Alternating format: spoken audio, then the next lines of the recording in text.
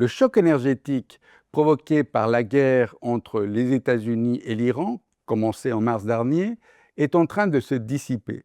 C'est une très bonne nouvelle pour l'économie mondiale. En effet, même s'il n'y a toujours pas d'accord de paix durable entre les deux belligérants, la décision a été prise de rouvrir le détroit d'Ormuz. C'est sa fermeture qui avait poussé les prix du pétrole et du gaz vers des niveaux très élevés, car 20% de la production mondiale y circule. Le risque de réescalade ne peut pas être écarté, mais il semble faible.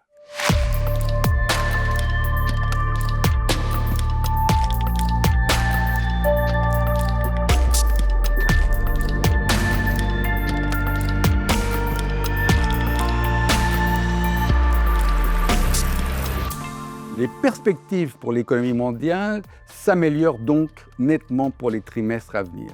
Notre scénario faisait déjà cette hypothèse il y a à peu près un mois. Toutefois, on constate que le recul du prix du pétrole que nous anticipions s'opère bien plus rapidement que prévu. Depuis une semaine, le prix du baril de Brent se situe en moyenne en dessous de 73 $, contre un pic de 120 $ en avril. Le prix du gaz, lui, recule un peu moins vite. Ce contre-choc pétrolier devrait venir corriger le choc de pouvoir d'achat des mois précédents. En outre, avec l'arrêt des hostilités, il devrait contribuer à faire rebondir la confiance. Ceci devrait donc permettre un rebond des économies, notamment en Europe, qui avaient plus souffert que d'autres régions du monde. Ce rebond devrait être un peu plus faible aux États-Unis car l'économie américaine avait mieux résisté. Cet effet positif des coûts énergétiques viendra renforcer les vents toujours porteurs des plans de stimulation publique en Allemagne ou aux États-Unis, ainsi que les investissements toujours importants dans le domaine de l'intelligence artificielle. Une baisse plus rapide des prix de l'énergie devrait aider à faire décélérer l'inflation de manière marquée. Cette baisse devrait être plus rapide en Europe qu'aux États-Unis, d'après nous.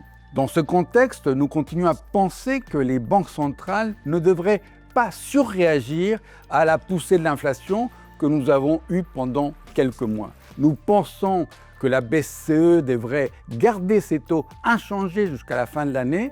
En revanche, la Fed devrait monter une fois ses taux afin d'accélérer la convergence de l'inflation vers sa cible de 2%.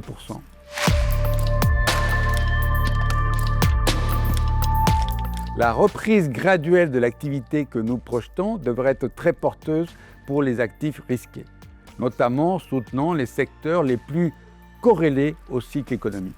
Concernant les obligations souveraines, nous avons déjà assisté à un fort recul des rendements de long terme à la suite de la baisse des prix énergétiques. Ceci nous pousse à opter pour une sous-pondération sur ce segment.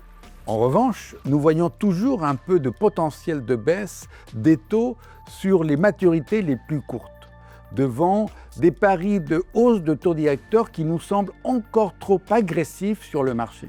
Nous conservons une position neutre sur le crédit européen, devant des primes de risque qui restent comprimées.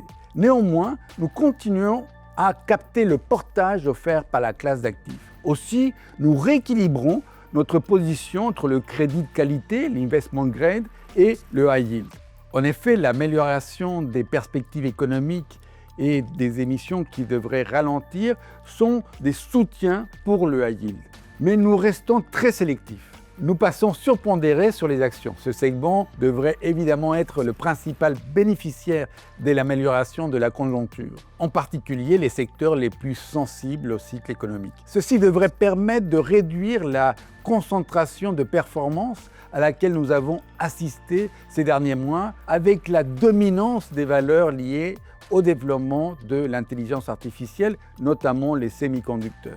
Du côté régional, nous privilégions les États-Unis, portés par la technologie, mais aussi l'Europe, bénéficiant du rebond économique, et la Chine, avec des valorisations attrayantes.